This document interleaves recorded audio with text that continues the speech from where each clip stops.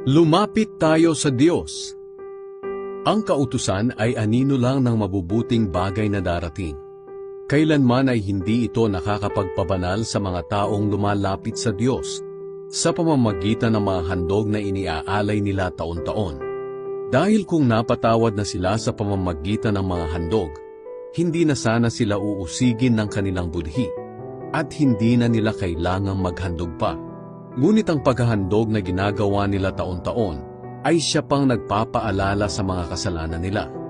Dahil hindi makapag-aalis ng kasalanan ang dugo ng mga toro at kambing na inihahandog nila. Kaya nga nang dumating si Jesus dito sa mundo, sinabi niya sa kanyang ama, "Hindi mo nagustuhan ang mga handog at kaloob ng mga tao. Kaya binigyan mo ako ng katawan na ihahandog ko. Hindi ka nasiyahan sa mga handog na sinusunog at mga handog sa paglilinis. Kaya sinabi ko sa iyo, narito ako para tuparin ang kalooban mo, O Diyos, ayon sa nasusulat sa kasulatan tungkol sa akin." Una, sinabi ni Kristo na hindi nagustuhan ng Diyos ang mga handog at kaloob. At hindi siya nasiyahan sa mga handog na sinusunog at mga handog sa paglilinis, kahit na ipinapatupad ito ng kautusan. Pagkatapos sinabi niya sa kanyang ama, "Nandito ako para sundin ang kalooban mo." Kaya inalis ng Diyos ang dating paraan ng paghahandog upang palitan ang paghahandog ni Kristo.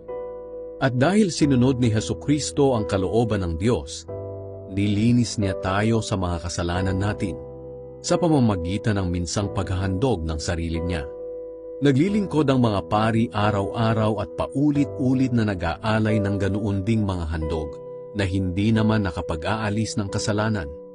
Ngunit si Kristo ay minsan lamang naghandog para sa ating mga kasalanan at hindi na ito mauulit kailanman. Pagkatapos nito, umupo na siya sa kanan ng Diyos at hinihintay na lang niya ngayon ang panahong pasukuin sa kanya ng Diyos ang mga kaaway niya.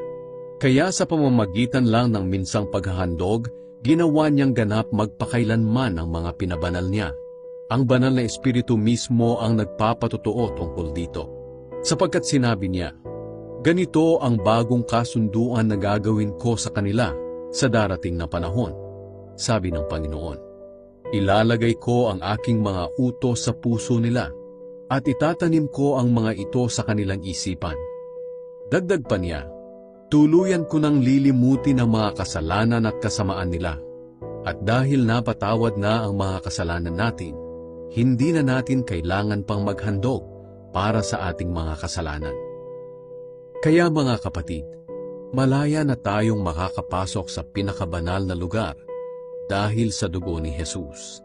Sa pamamagitan ng paghahandog ng kanyang katawan, binuksan niya para sa atin ang bagong daan patungo sa pinakabanal na lugar na nasa kabila ng tabing. At ang daang ito ang nagdadala sa atin sa buhay na walang hanggan. At dahil mayroon tayong dakilang punong pari na namamahala sa pamilya ng Diyos, lumapit tayo sa Kanya ng may tapat na puso at matatag na pananampalataya. Dahil nilinis na ng dugo ni Jesus ang mga puso natin mula sa maruming pag-iisip, at nahugasan na ang mga katawan natin ng malinis na tubig. Magpakatatag tayo sa pag-asa natin at huwag tayong mag-alinlangan, dahil tapat ang Diyos na nangako sa atin. At sikapin nating mahikayat ang isa't isa sa pagmamahalan at sa paggawa ng kabutihan. Huwag nating pababayaan ang mga pagtitipon natin, gaya ng nakaugalian na ng ilan. Sa halip, palakasin natin ang loob ng bawat isa, lalo na ngayong nalalapit na ang huling araw. Sapagkat kung sasadyain pa nating magpatuloy sa paggawa ng kasalanan, pagkatapos nating malaman ang katotohanan, wala nang handog na maiaalay pa para mapatawad ang mga kasalanan natin.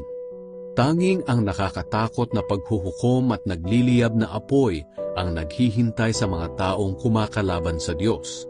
Ipinapapatay noon ng walang awa ang lumalabag sa kautusan ni Moises, kapag napatunayan ng 2 o 3 saksi ang paglabag niya. Gaano pa kaya kabigat ang parusang tatanggapin ng taong lumapastangan sa anak ng Diyos at nagpawalang halaga sa dugo na nagpatibay sa kasunduan ng Diyos at naglinis sa mga kasalanan niya? Talagang mas mabigat ang parusa sa mga taong ito na humamak sa maawaing banal na espiritu. Sapagkat kilala natin ang Diyos na nagsabi, "Ako ang maghihiganti, ako ang magpaparusa."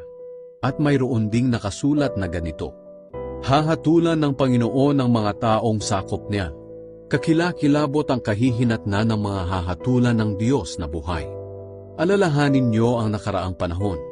Noong una kayong naliwanagan, dumaan kayo sa matinding hirap, pero tiniis niyo ito at hindi kayo nadaig.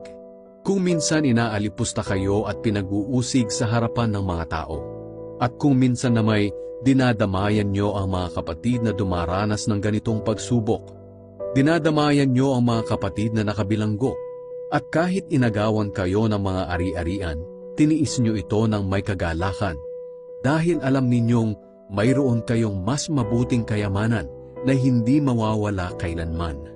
Kaya huwag kayong mawawala ng pananalig sa Diyos, dahil may malaking gantimpalang nakalaan para sa inyo. Kailangan ninyong magtiis para masunod nyo ang kalooban ng Diyos at matanggap nyo ang ipinangako niya. Sapagkat sinasabi sa kasulatan, "Sandaling panahon na lang at darating na siya, hindi na siya magtatagal. At mabubuhay ang taong itinuring kong matuwid dahil sa pananampalataya niya. Ngunit kung tumalikod siya sa akin, hindi ko na siya kalulugdan." Ngunit hindi tayo kabilang sa mga tumatalikod sa Diyos at napapahamak, kundi kabilang tayo sa mga sumasampalataya at naliligtas.